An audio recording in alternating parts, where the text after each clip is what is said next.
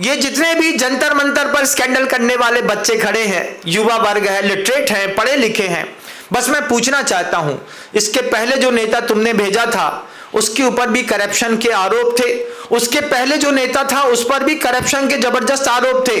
जब कांग्रेस की सरकार थी तब भी कह रहे थे आप ही लोग कि स्विट्जरलैंड में लाखों करोड़ रुपए कांग्रेस सरकार में चला गया।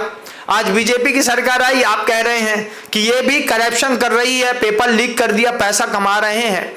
कौन सा व्यक्ति सीट पर बैठने के बाद ईमानदार है, इस बात को कोई एक दिखा दो, कोई एक दिखा दो। एक समय था जब दिल्ली की सत्ता पलट रही थी तो उस IRS ऑफिसर के ऊपर पूरी दिल्ली ने भरोसा किया, बाद में आपका भरोसा उससे भी उठ गया। सीट की महिमा है भाई साहब, उसमें बैठने के बाद ईमानदार भी बेईमान हो ही जाता है।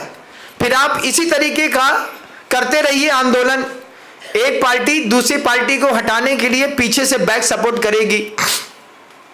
कोई तो कह रहा होगा ये 5 करोड़ हमने दिए, उनके पास पानी पहुंचाओ, पिज्जा पहुंचाओ, बर्गर पहुंचाओ, जोमेटो पहुंचाओ, और उसमें भी प्रपोज्ड प्रोपोगंडा है। कोई बता रहे हैं कि 4 लोगों ने मिलकर के इनके लिए खाना भेज दिया। होता है कभी? तुमने कभी भेजा है किसी के लिए खाना आज तक? बताओ मुझे।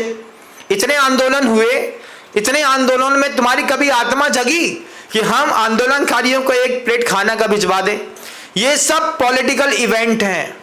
ये इवेंट चलेंगे सरकार के ऊपर प्रेशर देने के लिए।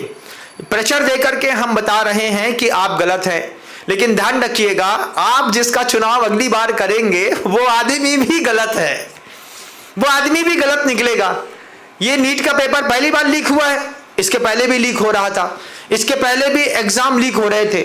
इस पूरे भारत में सिर्फ 2 फर्म ऐसी हैं जो करप्शन से रहित हैं। सबसे पहले चार्टर्ड अकाउंटेंसी की जितनी भी फर्में हैं वो करप्शन लॉस हैं। CA का एग्जाम जब भी होता है विदाउट करप्शन होता है।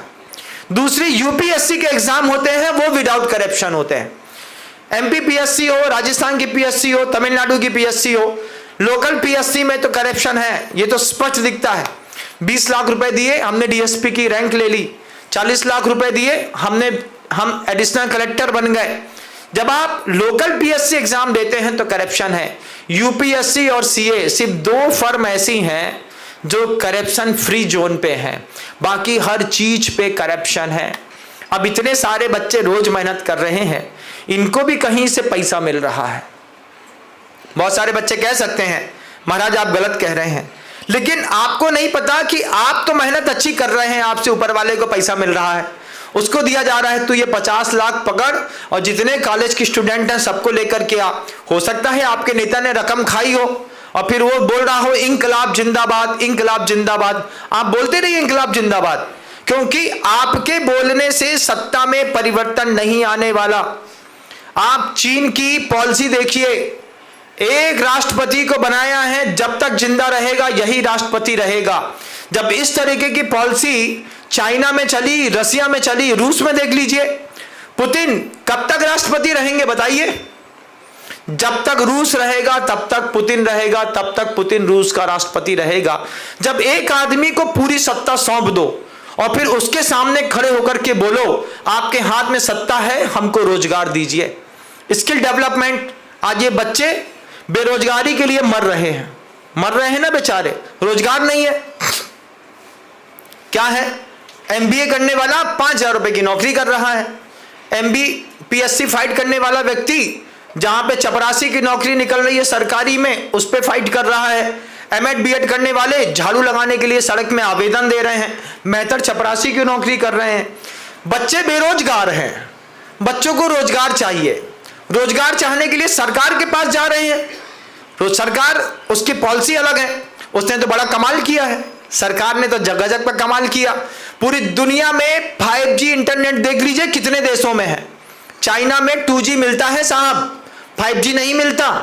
क्यों? जितने आवश्यक इंपॉर्टेंट डॉक्यूमेंट्स हैं सिर्फ वही ट्रांसफर होने वाले हैं। वहां पर फेसबुक नहीं चलता, वहां पे रील्स नहीं चलता, वहां पे इंस्टाग्राम नहीं चलता। हमारे यहाँ का युवा तैयार है वेब सीरीज बनाने के लिए, हमारे यहाँ का युवा तैयार है हर चीज में एक स्टेटस फंसाने के लिए। तुमको स्टेटस से फुर्सत मिले तब तुम रोजगारी की बात करना, तुम तो सिर्फ अपने पिता के पैसे पे जिंदा परजीवी लोग हो। 30 साल का बच्चा परजीवी कैसा है? पिता की कमाई खा रहा है, पिता किराना की दुकान में मेहनत कर रहा है। आपको पता, इलिटरेट पर्सन जितने भी हैं भारत के अंदर, सब वर्किंग आवर्स काम कर रहे हैं, सबके पास काम है। जो पढ़ा लिखा नहीं है वो मेहनत कर रहा है, और जो IIT पास आउट है वो डिप्रेशन में जा रहा है। कारण सिर्फ एक है कि आप सरकार से चाहते हैं, जबकि आपको खुद एम्प्लॉयज जनरेटर बनना चाहिए। एम्प्लॉयज जनरेटर कैसे बनते हैं, इस बात को पूज्य गुरुदेव हम लोगों को सिखा गए। आचार्य जी ने कहा, आगे आने वाले समय पर सरकार लोगों को रोजगार देने में नाकाम रहेगी। सरकार लोगों को, बच्चों को, जवान बच्चों को रोजगार नहीं दे पाएगी। इससे बच्चों के अंदर महताम हानि मनस्ताप, उनके मन के अंदर ताप पैदा होगा, उनकी हानि बहुत होगी, उनका डिवैल्यूएशन होगा, लड़के शराब सिगरेट जुआ और आत्महत्या में डूबेंगे। इससे बचने के लिए गुरुदेव विद्यासागर जी महाराज ने कहा, पता करो कि 600 अरब रुपए की कौन सी कंपनी है, पता करो कौन सी कंपनी सेंट्रलाइज्ड होकर के लोगों को रोजगार छीन रही है। जो भी कंपनी रोजगार छीन रही है सेंट्रलाइज होकर के, उसको डिसेंट्रलाइज करना सीखिए। कैसे करते हैं महाराज? छोटा सा फंडा है स्किल डेवलपमेंट का। आप देखिए, कम पढ़े लिखे लोग 2 लाख रुपए महीना कमा रहे हैं घर के अंदर बैठ करके। कैसे?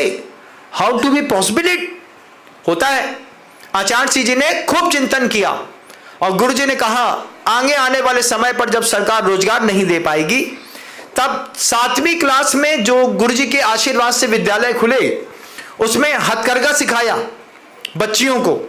हथकरघा सिखा करके कहा कि आप 7th क्लास से साड़ी बनाना सीखिए, साड़ी बनाना सीखिए, नैपकिन बनाना सीखिए, दरी बनाना सीखिए, जीन्स बनाना सीखिए, कुर्ते का कपड़ा बनाना सीखिए। क्या हुआ?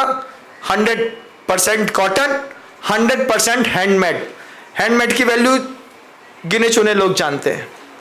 दुनिया में पावर लूम से बनी हुई चीज 100 रुपए मीटर है, हैंडलूम का कपड़ा 170 रुपए मीटर है। कौन है खरीदार? पूरा विश्व खरीद रहा है हैंडमेड चीजें। उसमें जो डिजाइनिंग होती है, उसमें जो गैप होते हैं, उसमें जो धागे का मोटा पतला पना होता है, उसकी कीमत विदेशों में जबरदस्त है।